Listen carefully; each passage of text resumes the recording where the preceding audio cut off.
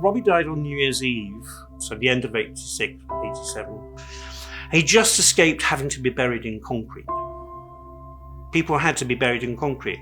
I wasn't allowed to view the body. 4 of my lovers died all in the late 80s, early 90s.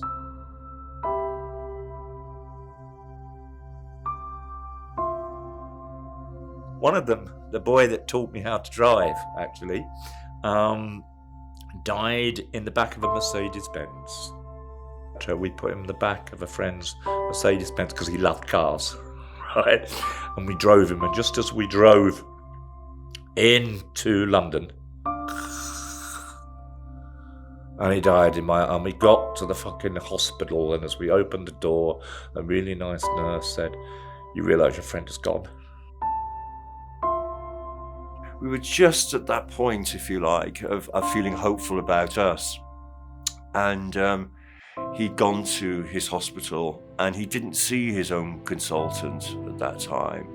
But he was told, basically, and it was a word which I don't hear anymore, thankfully, but he was told he was a treatment failure. By the time Robert came out of hospital, he was 4.5 stone. I could carry him up 4 flights of stairs to his bathroom because he wanted a bath in the bath. You know what I mean? We forget this completely devastating impact. We were supposed to meet on the Monday, and unfortunately I kept phoning, couldn't get hold of him, and by the Tuesday, when I was phoning, the police answered the phone, and he'd hung himself. The early 80s and the mid 80s and the early 90s was typified for me by burying people, of just knowing all those people who you knew around on the scene were dying.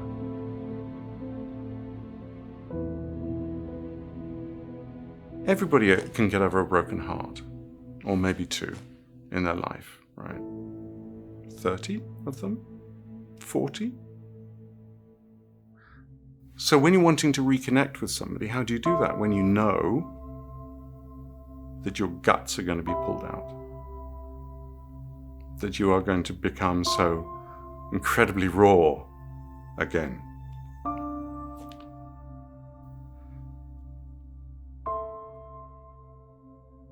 The rest of the world is oblivious to you. Not only oblivious, they treat you as diseased pariahs. I wasn't going to tell my friends because I would sit in conversations and people would say, if anybody with HIV was part of a group I was sitting in, I would just leave, you know. And I was sitting right in the middle of these conversations. And I thought, there's no way I was going to disclose my status.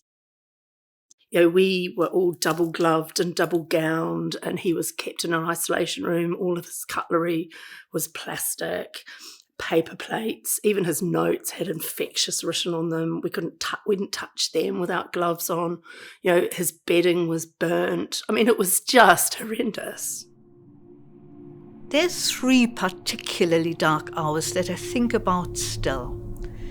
One was a tall Italian glamorous man who came out of her side room at night time in a blue ball gown and 6-inch heels when 6-inch heels were hard to come by.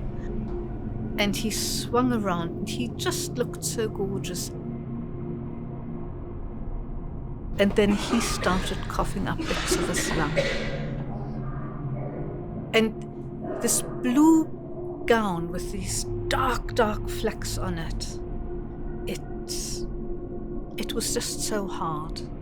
It was just so painful. And you knew exactly what was happening. Nobody thought to test me because I was, straight white woman. I hope it will be different nowadays. I'm pretty sure it will be, but back in those days, I didn't really know any women who were positive. There are lots of people living into older age now who dismembered their lives the moment they were told they were HIV. They just wrecked the whole lot. They blew all their money. They drew down their pensions and waited to go out with a bang. And 20 years later, they're still here, except that they don't have their pensions and they don't have their employment. They might not even have their accommodation. Here I am within touching distance of, of retirement age, and I haven't had a paid job for 20 years. I have no pension. I probably won't have a state pension. I have no property. And yet at the same time, both Paco and I are so thrilled that we are alive. This junior doctor said, does Robbie, I'd like to give him diamorphine, which is a polite way of saying, And I'm going, yeah, fine. He said, does Robbie know he's dying? And I said, yes. And the doctor burst into tears. Doctors and nurses used to go to people's funerals, because in a strange kind of way, we were all in this together. And I think HIV care, in a way, became the model, the gold standard of care in the UK for the NHS. Looking at kind of the whole epidemic and looking back at the 80s and the 90s, I'm just incredibly struck and touched by all of the lives that were lost. And for me, as a gay man who's HIV positive, that's part of my story too. All of those who came before me, that's part of my story. My life is very different, but it is part of my story. And I think that I don't want to lose any of that. I don't want any of them to be forgotten, because I think it's so, so powerful to remember all of the men and women who died and to hold on to that. Seems to me that the history of HIV/AIDS must teach us the value of compassion, must teach us the value of hope, because what seemed utterly dark and pointless and cruel has been treated and has been turned into something of hope. And especially in these days when things are strange and turning, you want to hold up this beacon of togetherness and solidarity and unity.